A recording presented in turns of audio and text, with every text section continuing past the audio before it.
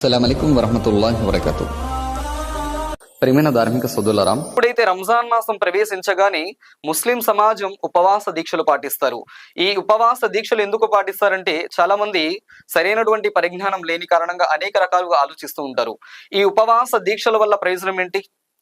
సమాజంలో ఉన్నటువంటి ఆలోచన ఏమిటంటే సూర్యోదయం నుండి సూర్యాస్తమయం వరకు 13 గంటలు 14 గంటలు ఉపవాస దీక్ష పాటిస్తారు కదండి.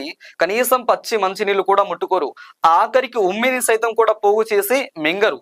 మరి ఇంత కఠినంగా ఇంత ధర్మనిష్టగా ఉపవాస దీక్ష అనేది అవసరమా? నిజంగా దేవుడు మానవుడి మంచి కోరేవాడైతే 13-14 గంటలు మానవుడి ఆకలి బాధకి ఎందుకు గురి చేస్తున్నాడండి? దేవుడేమన్నా ఇలాంటి కఠినాత్ముడా అన్నటువంటి ఆలోచన సమాజంలో ఉంది. వాస్తవానికి మానవుడు ఆకలితో అలమటిస్తూ ఉంటే, ఆకలితో పస్తులుంటే దేవుడేమి సంతోషించడండి. మరి ఉపవాసం ఎందుకని? ఈరోజు మనం సమాజంలో చూసినట్లయితే అనేక మంది ఆకలి బాధతో అలమటిస్తున్నారు. ఈరోజు మనం సిటీలో ప్రయాణం చేసినట్లయితే ఎన్నో రోడ్డు పక్కన డివైడర్ల వద్ద కానీ ఎన్నో చోట్ల ఎంతో మంది ఆకలితో అలమటిస్తూ ఉన్నారు. ఎంతో మంది ప్లాట్ఫామ్ మీద పడుకొని ఆకలితో అలమటిస్తూ ఉన్నారు.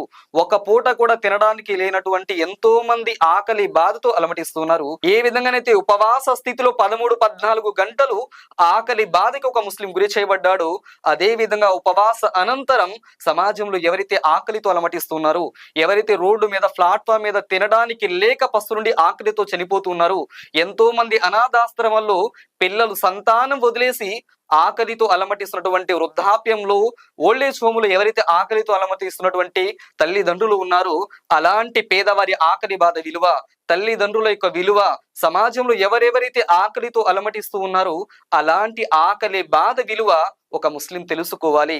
ఎవరైతే ఆకలితో ఉన్నారో అలాంటి వారికి తన వంతు సాయం చేయాలి. ఆకలితో ఉన్న పేదవారి ఆకలి తీర్చడం కోసం, ఒక మనిషిలో ఈ విలువలు నేర్పడం కోసం అల్లాహ్ సుబ్హానహు వ తఆలా ప్రతి ముస్లింపై రంజాన్ మాసంలో ఈ ఉపవాస దీక్షను అనేది పెట్టడం జరిగిందండి.